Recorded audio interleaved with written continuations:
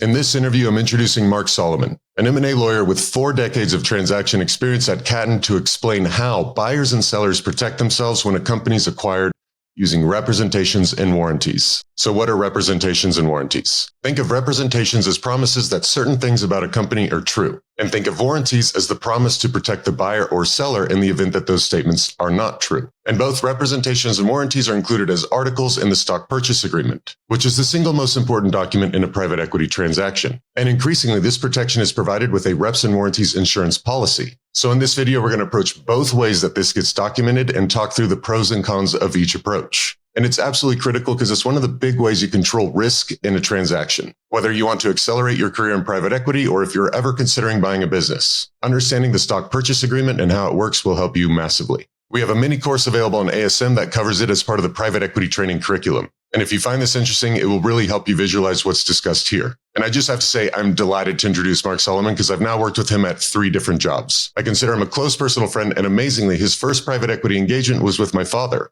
who ran a holdco strategy from 1989 to 2016. So I've actually known Mark since I was about 12, which is awesome because he's the man. He's also brilliant, which is helpful because while I have experience with reps and warranties, I haven't really worked with rep and warranty insurance. So this is also going to be a little bit of an education for me. So I'm going to turn it over to Mark to do most of the heavy lifting.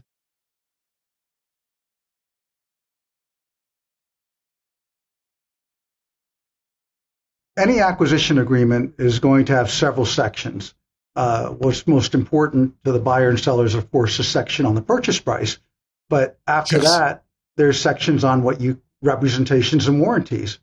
And those are the promises that a seller makes to a buyer about their business. And they're pretty detailed. There's representations regarding the financial statements of the company that the buyer reviewed in determining how to value the company. There's representations about taxes. There's representations about ownership. There's representations about litigation. Is there any litigation that the seller has that the buyer needs to know about if they buy the company? Is there any issues with compliance with laws? So even if a claim hasn't been made that arose to litigation, a buyer is going to want to know whether there's some latent problem that they're going to inherit when they buy the company. And if you do that, you're worried that as a buyer, is that going to come back and bite me later on, even though a claim has not been made by anybody? So there's things of that. And of course, you can imagine the number of claims that could be out there that a business didn't have is enormous. And most sellers, they always assume that their business is very clean. They've never had a claim, and they're correct. But until you go through the process of having diligence done in connection with an acquisition, you really don't know what the claims that might be out there that a buyer wants to account for in buying the company.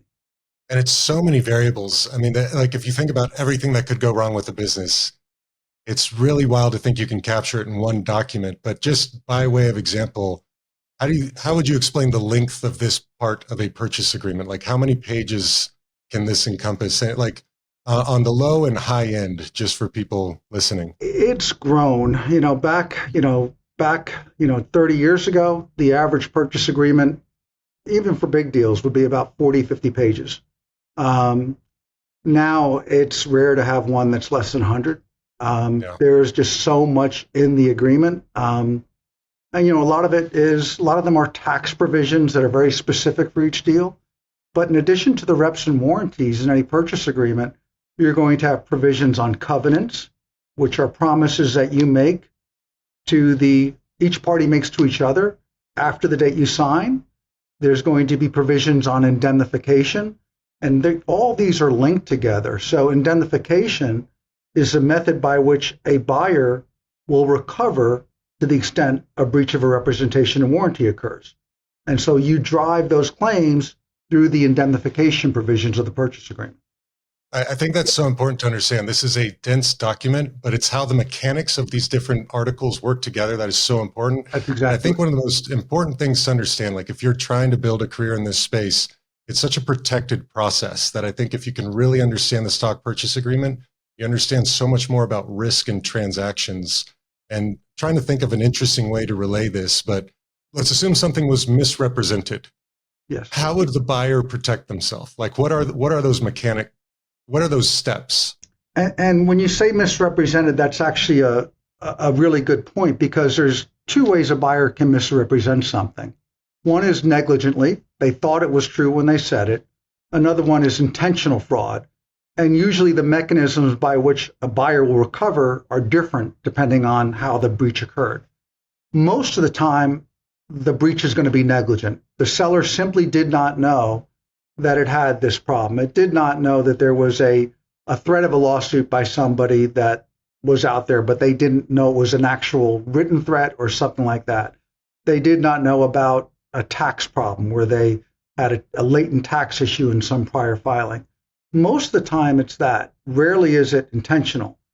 If it's a negligent misrepresentation, usually what happens is you run that claim through the indemnification provisions. The indemnifications provide that you give the seller notice.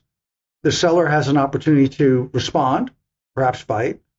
Occasionally, the seller will admit that, yes, it's a problem, and you settle the matter either just consensually or through the escrow provisions that are also part of the purchase agreement.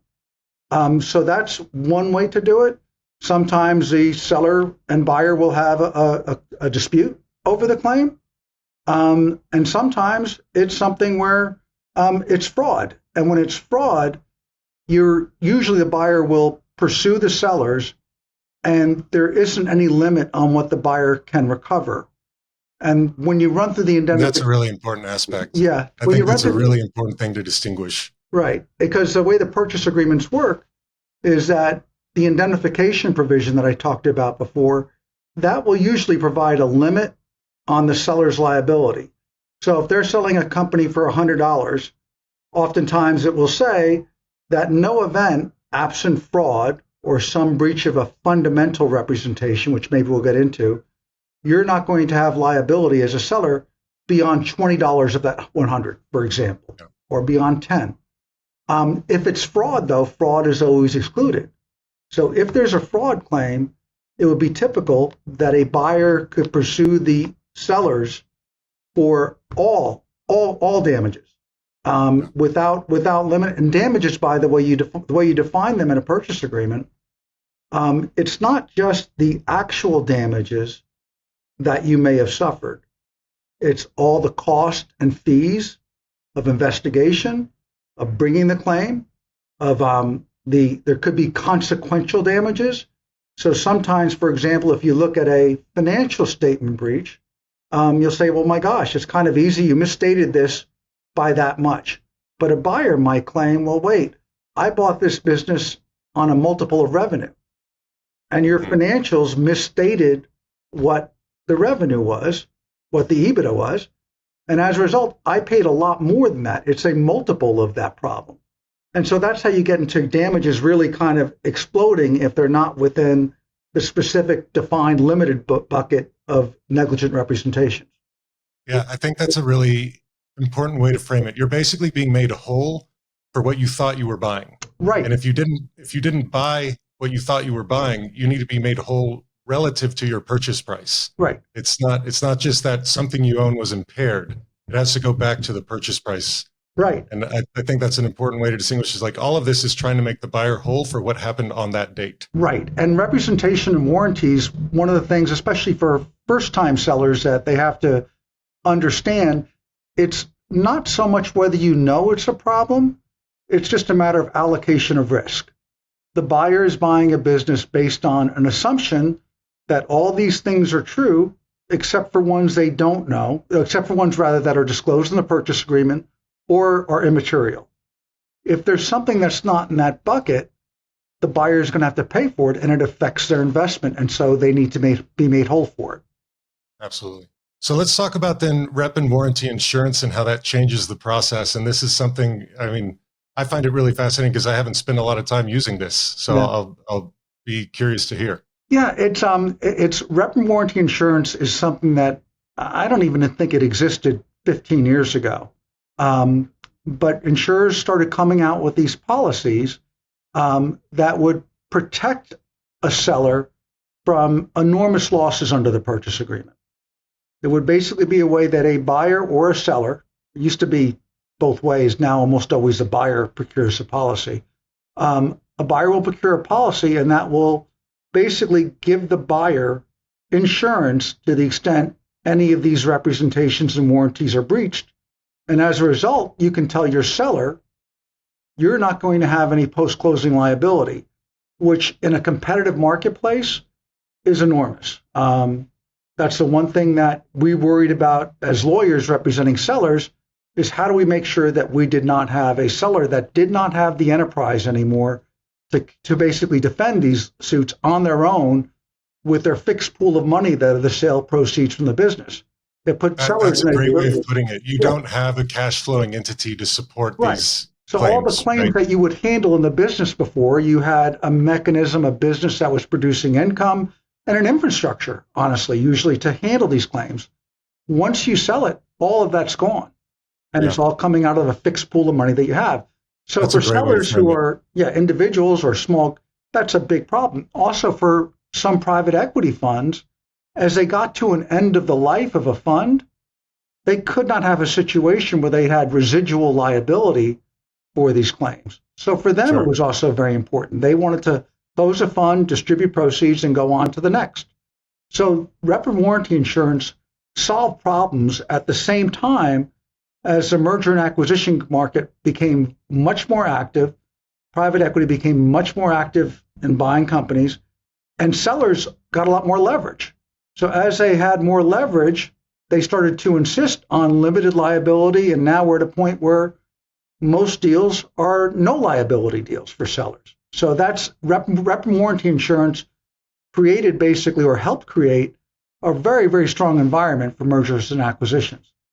I think it's also interesting to talk about how this policy gained popularity, because early on you have this policy, but there isn't a lot of history for claims. Right. Like this had to develop sort of slowly just to be able to see, are you actually protected? Yeah. Do you have to go through the old mechanism?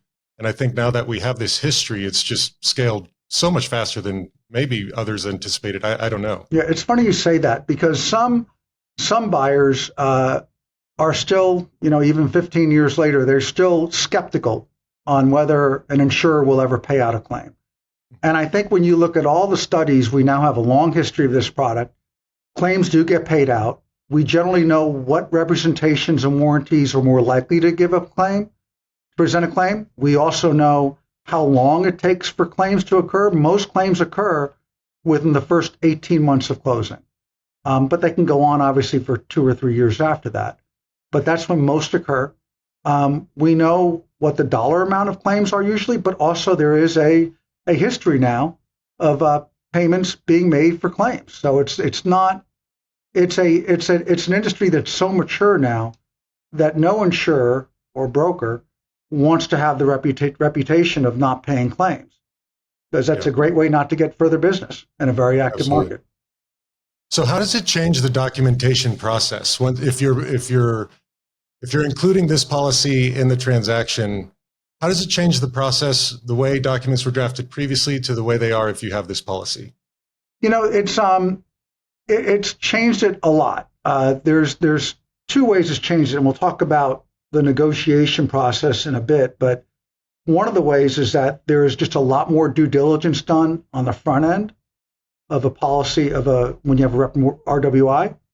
The second way is in the document itself. And there used to be that there were a lot of things that lawyers used to fight about in documents that we don't fight about as much anymore, because you want your purchase agreement to match the mechanics of the policy. You want them to flow together.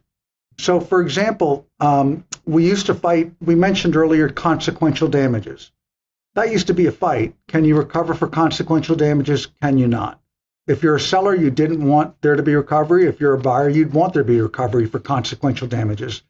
Explain consequential damages for people listening in. So consequential damages are the damages that would, not the direct damages that would flow from a breach, but the ones that would naturally be expected to occur as a result of the breach. So consequential damages could be, and has to be proximate. That's sort of a legal term from the English courts in the 1700s, but it has to be a proximate cause of that, proximate result of that breach. So you could have a situation, we talked about financial statements before, where there's a line item wrong. The direct damage would just be the amount of that line item, for example. But the consequential damages, one way of measuring it is that you know that the buyer bought on a multiple of EBITDA. So it's not just that, that $500 that was off, it's a multiple of that, whether it was 7 times, 10 times, 4 times. So that's an easy example of where you'd have consequential damages. But it comes up in a lot of other areas. Sometimes consequential damages are the only damage. And I think what's happened is a lot of people were used to seeing agreements with, software and things of that sort that have long lists of no consequential damages and everything is, well, that's a little different than something like this when you're buying a company when almost everything can have a result beyond the mere damage of the representation itself. Yeah. I like that you said 4 times EBITDA. I wish we could find those. Nice. They still exist. And in midstream oil and gas, they still exist in midstream oil. Believe it or not. So if you were to list, like, one thing we talked about before is just kind of like a pros cons of these two approaches. Yeah. Like, walk us through the pros of going through this approach. Yeah, and maybe what I'll do is I didn't answer your question about the agreements. Everything else that's different, because it was consequential damage is one that we don't fight over. We don't fight over the definition of knowledge because the insurance policy defines it. In days past, you might want to say that, okay, well, we want to know constructive knowledge of everybody, the stuff that you should know. And then sometimes a seller would say, well, I just want to make a knowledge definition based on what I actually know. I don't want to be held to a standard for things I don't know. Things like that we used to fight over. There's something called a materiality scrape in acquisition agreements. And double materiality scrape is what the insurance policy usually contemplates. So you follow the policy. There's a lot that the policy is basically streamlined, not all of the negotiation process, but a good part of it. And so you don't fight about some of the things you used to fight about. But what is different now, though, is the diligence on the front end of doing a transaction. When a buyer is going to use RWI to buy a company, they have to basically perform a ton of diligence with specialists in every area that we talked about. So employment, tax, intellectual property, sometimes environmental, employee benefits, down the line, and produce a memo to the insurers. And this memo itself is usually anywhere from 50 to over 100 pages. And it goes through everything that you looked at in diligence and every claim that you thought, everything that you think is okay, and why you think the purchase agreement, the reps that you're receiving are true. After you present this memo, there'll be an underwriting call. And this underwriting call, under present practice, will have the insurance company, but the law firm for the buyer will usually have 15 to 20 lawyers on it, each lawyer speaking their piece as to the area they looked at. The underwriter will ask questions, and if the underwriter is satisfied, they'll issue the policy based on what was in the memo. And oftentimes, they'll say, well, we're going to issue the policy, but we're going to exclude XYZ. For example, we don't think you did enough work on Foreign Corrupt Practices Act, and we're going to exclude that if there's damages from that. It could be and so anything. That'll go back into the document. Like, if it's excluded from the policy, it has to go back to the document. Well, there'll be a rep in the document no matter what on compliance. Mm-hmm. It's just a matter of whether or not the policy covers it or the seller covers it. And usually it's if the seller is walking away with no liability, oftentimes with an escrow that matches the retention amount. And the retention amount is basically what the insurance company says you have to pay first. So oftentimes that will be the seller's limited liability, that retention amount of the policy, which usually, 0.5, half of 1%. Yeah, I think that's an important point to clarify, that everything's in the document, but it's covered in the policy. Right. Am I hearing that correctly? Right. Yeah. And you just have to make sure that, there's subrogation provisions, or you have to make sure that the agreement provides, for example, if you're a seller, you want to make sure that the policy is not amended in a way that would affect the seller in any material way. because it's not the seller doesn't own the policy. Usually it's the buyer. So you don't want the buyer amending the policy post-closing with the insurer to all of a sudden cause more liability flow back to the seller. So it all does fit together. And you have to be careful about that, but they do all go hand in glove. It's interesting to me. You're talking about all this diligence leading up to the transaction. I've been thinking about this as an accelerant to close. How do you reconcile the difference between the two? I feel like all of that work is being done with an underwriter that used to be done between two law firms, one represented by the seller, one represented by the buyer. What makes it more efficient? I do think that having the RWI is more efficient. Yes, there is a lot more work on the front end, but it's probably work that candidly a buyer would want to do anyway, but they're just now, the buyer isn't doing it and making decisions as to what's worthwhile to look at, what's not. There is a structure they have to follow in obtaining the policy of doing diligence on everything. Yeah. But yes, that does take longer. But most firms, we at Cat and Do, we have a team of specialists that have done this many, many times. And when the team of specialists is used to doing it, they can usually get through the process pretty quickly. And there's not going to be that much more time that elapses than you might think. The negotiation is it fair to say then that in this process, it's work the buyer should be doing anyway, and now you kind of have someone looking over your shoulder and sort of providing you a more formal way to approach the process? They've seen a lot of these transactions. They have the routine structure in place, and maybe that creates some efficiencies as well. But it's work you should be doing, and now you sort of have a partner in the process. Yeah, that's one way to look at it. Certainly, because it's something any buyer should do, and they now have a partner in the process who's going to basically insure for any losses that arise from those breaches of reps and warranties.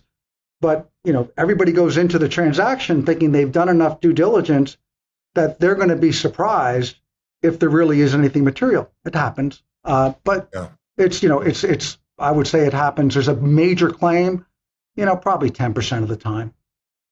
Got it. Interesting. Yeah. So how would you summarize sort of pros and cons of the two approaches? The pros and cons are, for a seller, it's not even close. For a seller, you're able to execute a transaction, walk out of closing, and have almost certainty, absent fraud, that your liability post-closing is limited to this bucket. And usually that will be in an escrow. So you don't need to think, okay, what am I going to do if something comes up? Sellers back in the day, the big worry was, I don't want to be 5 years from now worried about this. What are my obligations? Or 3 years, whatever it might be. And you've taken that off the table. They have certainty that they can move on with their life if they're individuals. If they're in a fund, they have certainty they can close the fund, and they can move on after closing. So for sellers, I think it's not even a close call. It's definitely better for them. For buyers, quickly before we get there, just escrow is an interesting concept, and I think some people might not be familiar with it, but it's a portion of the purchase price held back in case a claim arises, right? I mean, would you want to add anything to that? Correct. It's that, and it's there's two ways you can do it. One is a true holdback, where the buyer actually doesn't distribute the money, holds on to it in satisfaction of claims. Usually they'll use a third-party escrow agent who will hold the funds, and there's a process by which you get the funds out of escrow. One thing we didn't talk about in a purchase agreement is working capital. There will be capital adjustments post-closing, determine whether or not working capital was above or below agreed threshold after closing. Absolutely. And so you often will escrow for that too. Sometimes it's a separate escrow because it's smaller. Sometimes it's all part of the same escrow. But the I'll just do a quick plug. I'll do a quick plug on that because Mark and I worked on sort of a lesson on the working capital peg and how this works and how kind of value is, how value moves post-transaction according to the working capital peg. So if you want to learn more about it, Mark's fingerprints are all over that lesson. And that's where the escrow will come in. It will be basically satisfy claims that come from working capital or from breaches of reps and warranties. And there's a process by which an escrow agent will disperse funds. Usually both the parties agree. Sometimes you have to litigate it, but that doesn't happen that often, to be honest. And for a buyer, I think it's better for a buyer to have rep and warranty insurance. Most financial buyers, private equity groups, this is a very familiar process to them. They use it on a regular basis. It's important to be competitive. You want to be able to tell your seller, we have insurance, so your liability is going to be either eliminated or capped at closing to an amount that you know. And that's important in a competitive process. Strategics are a little slower on rep and warranty insurance. There's some studies. I'm sorry? Yeah, you're saying that strategics are a little slower to adopt this. Yes. Strategics, and some industries, like in the life science industry, it's even slower. So there's still a little bit of a difference depending on who your buyer is and what industry they're in. So strategics generally, they use it more and more, but it's about 50-50. Some just don't like to use it. They just like to rely on the old school rep and warranty agreement, and oftentimes for a seller, it's economically the best offer, so that will trump the fact that they might have some residual liability post-closing. But for the most part, I would say for buyers, it's better too. You have a transaction, you can get to closing. There's not nearly the amount of go back and forth between the lawyers, because everything is being driven to this standardized document, the insurance policy, and that's going to be where all your recovery goes. So even for buyers, I think they like this process more. It doesn't save a lot of money, believe it or not, even though there's less work, I think, in negotiating the agreement. There's enough work on the front end in diligence that it kind of evens out.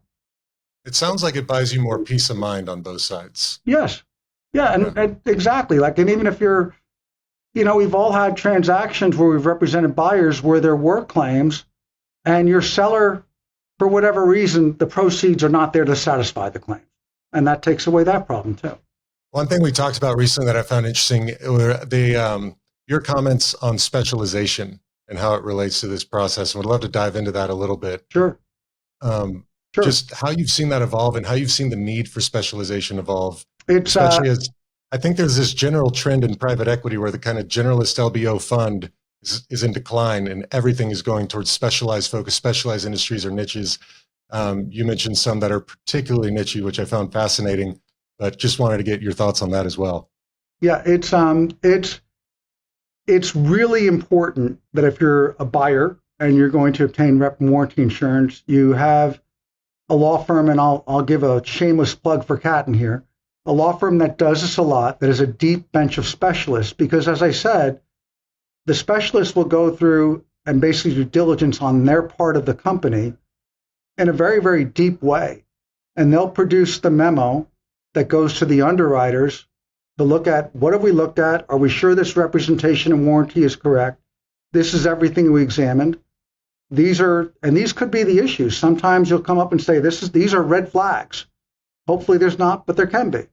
But you need a deep bench of experienced, really, really good specialists in every one of those areas. So as I mentioned, there's employment law, there's tax, there's benefits, there's IP.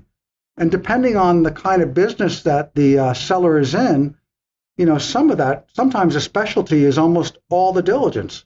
For example, if you're buying a government contractor, government contracts are going to be, 90% of your diligence and 90% of the revenue coming out of the business going forward. So it's really important to have those specialists if that's the business that you're buying. Yeah, absolutely.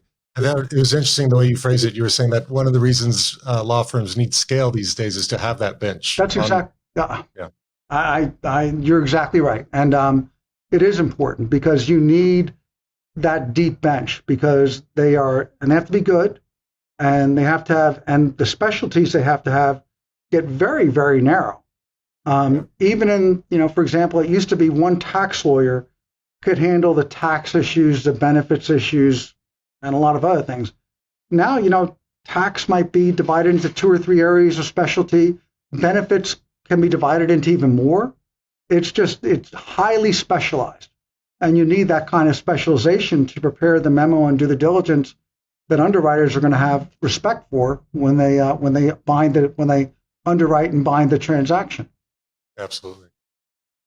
Mark, this has been awesome. I think this is fantastic. We're going to have to turn it into a series. I've been trying to think of a name, and given your name, Mark Solomon, Better Call Solomon. I don't know. I'll need something better. Better Call Saul. That's I don't mind that. SOL, not SAUL. Yeah. SOL and then a small omen. Right. No, I enjoy doing it. I hope this helps people a little bit if they haven't been involved in the process. It's a great product, and it's something we use all the time.